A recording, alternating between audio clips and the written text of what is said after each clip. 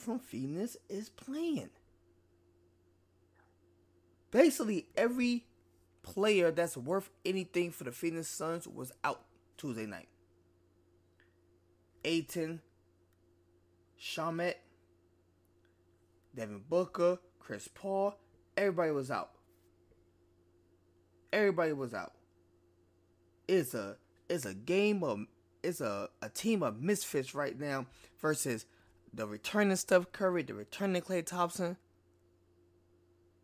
This should be an easy game for the Warriors, right? The Warriors was down as many as 26 points in this game. At one point in this game, Klay Thompson had 4 more points than the Golden State team.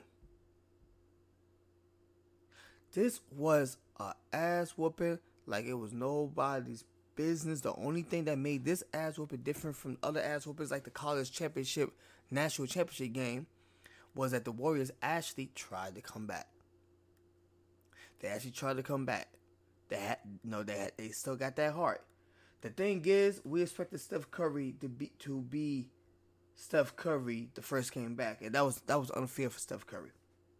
And even first game back, I'll take those 24 points. 8 out of 22 shooting. He made 5 3-pointers. I'll take it. Why? Because I know he's not 100%. I know he's not 100%. Nowhere near 100%. It was good to see him back in the game. You know, it was good to see him play. Klay Thompson, he really stepped up throughout the whole game. Steph Curry got hot basically like second half of the game. Really, man, it's up to everybody else to step it up. Andrew Wiggins didn't do nothing. They didn't do a damn thing. Looney got 1 point in this game. You know, you can't expect so much out of Iguodala, but if you're gonna play and throw things in the crowd and get into it with referees to the point that referee is tired of your black ass and he's going to inject you out the game, then you want to cuss him out as you walk out the game. If you're gonna do all of that, man, can we see a little bit of the Finals MVP Iguodala? Just a little bit. It was just unfair to ask this team to be those players because of the situations. They're coming from injury or still hurting from injury. But the ones who was fairly healthy need to step it up. The only person that stepped it up in this game was Jordan Poole. He was magnificent. He crashed the lane. You know, he drew fouls.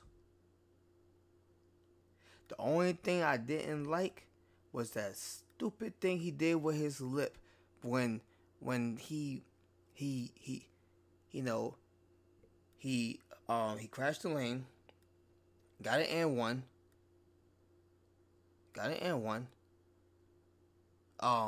You're down by 6 now, and then you want to stare in the sky like the heavens just open up for you and have this thing with your lip. I did not know. When I'm watching this, I'm thinking to myself, what's worse? His facial expression right now, or Tyler Hero's expression in playoffs a couple years back? You know, and they made fun of him, saying he looked like a chihuahua trying to be bad or something, you know. And I'm gonna say Jordan Poole's was worse. The reason why I say Jordan Poole was worse, you're still down by 6. At least when Tyler Hero had his unnecessary wannabe gangster look at his face with his lip quivering. At least in that situation he was balling out and the Heat won that particular game in the playoffs. You're still down by 6. You're not out there. You didn't tie the game. You didn't get the lead. What does this look for? What is this? Got his one half of his lip touching his nostrils. You know, like what for what? I know basketball is an emotional game. I get it, but look at the score.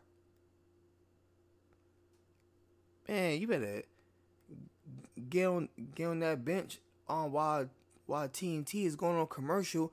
Go ahead and give your teammates, high five. It was nice seeing him and Draymond had like a little moment, high five each other. Yeah, good shot, good shot, good shot. Yeah, but you're still down by 6. Actually, and I take that back. I'm not sure it was an and one anymore. Now that I think about it, I don't think it was an and one. I think Phoenix just called timeout. Now that I think about it, I don't think it was an and one.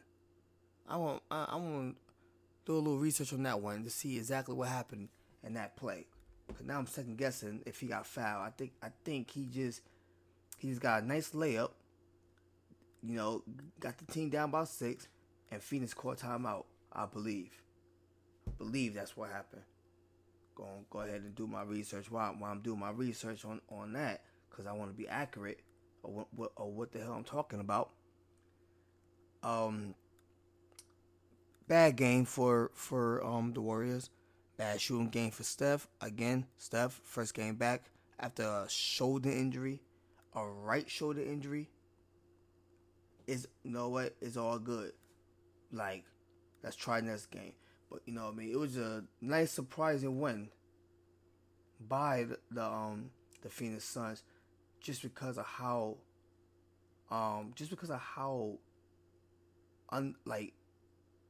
how undermanned they were in this game. Like, any player that was worth something for this team was out in this game, and they got a convincing win against the defending champs.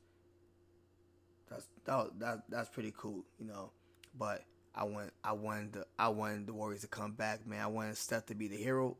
The reason why they came back, I wanted to see Steph Curry just go off, and I didn't get to see that on Tuesday night, but it's coming. Steph he's gonna get healthy. The teams will get together. I still said they're gonna make one of those historic veteran teams runs where, like, between mid to late season, they just go off and end up finishing the season in the 6th spot. I still believe that. We're gonna talk a little bit more NBA. Be right back, y'all.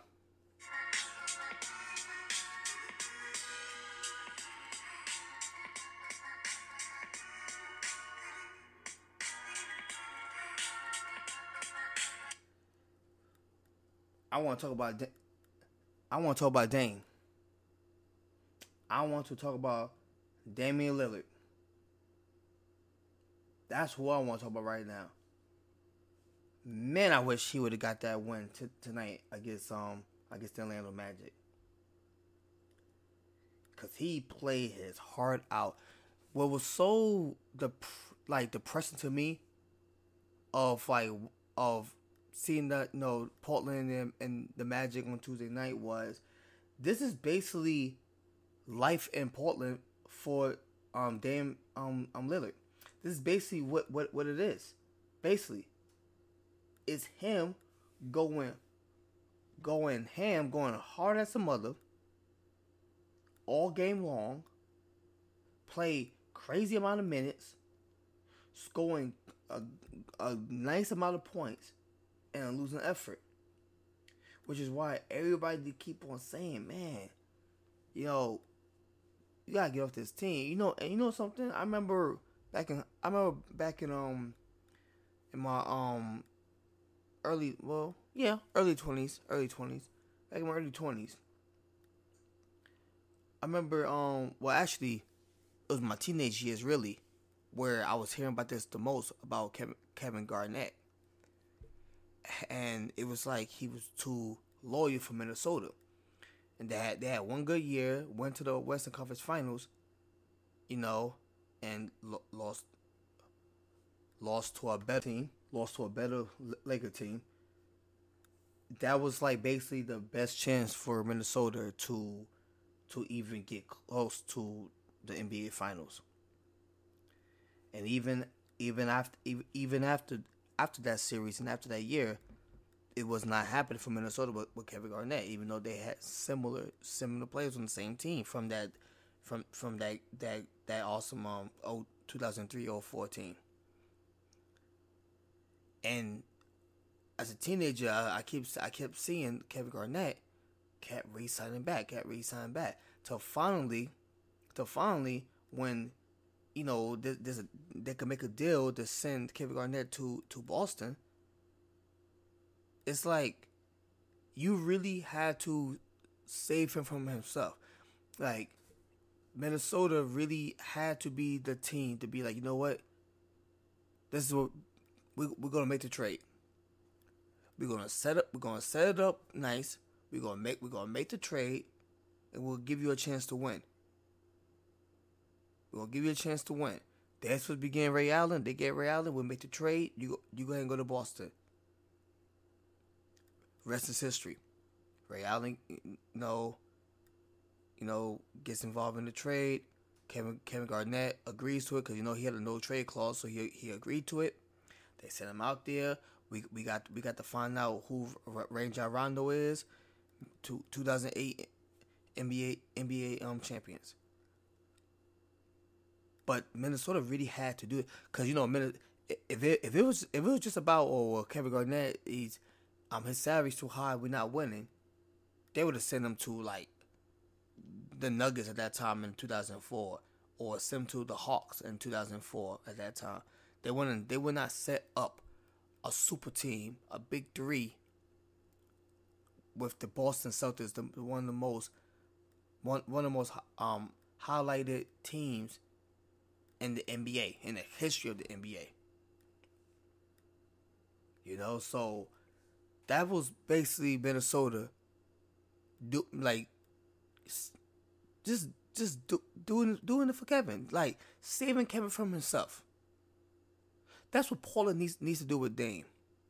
Cause I'm tired of seeing Dame putting up numbers like this, 30 points, where almost 50% shooting, and a losing effort. I'm tired of this. I'm tired of seeing the scorecards and seeing his teammates barely doing little to nothing. One person on Portland contributes, somewhat the same as Dame, and that's Nurkic. I hope I say his name right. That's Nurkic. He's the only one that contributes somewhat similar to how Dame could contribute. He had 22 points. He had 10 rebounds. He had 50% shooting. Cool. Dame had 30 points. He had four rebounds. A little less than 50% shooting, like 49.9 or something. Cool. And everybody else did not show up to work. Gary Payne Jr., if you was gonna play like this, man, you could have stayed in Golden State. You could have stayed in Golden State. Absolutely no bench scoring of the Portland Trailblazers. Absolutely no bench scoring. And it's like we talk like Portland and Orlando is not on the same level. They're on the same level. That was Orlando's 16 win. Portland only got 19 themselves. So why we act like the Magic made like such a big upset? It's because damn Liilard is on that team, and he should not be on that team. It's so many teams right now that's really one piece away, and it's probably a point guard piece that would love to have damn Liilard on their team. I'll just talk about Miami, man. If you put Dame Liilard on the Heat right now, I'm saying competing Eastern Conference Finals. I'm saying they'll be up there with Boston, Milwaukee, better than Philly, better than my Knicks. flirting up with third best team in the East with Brooklyn.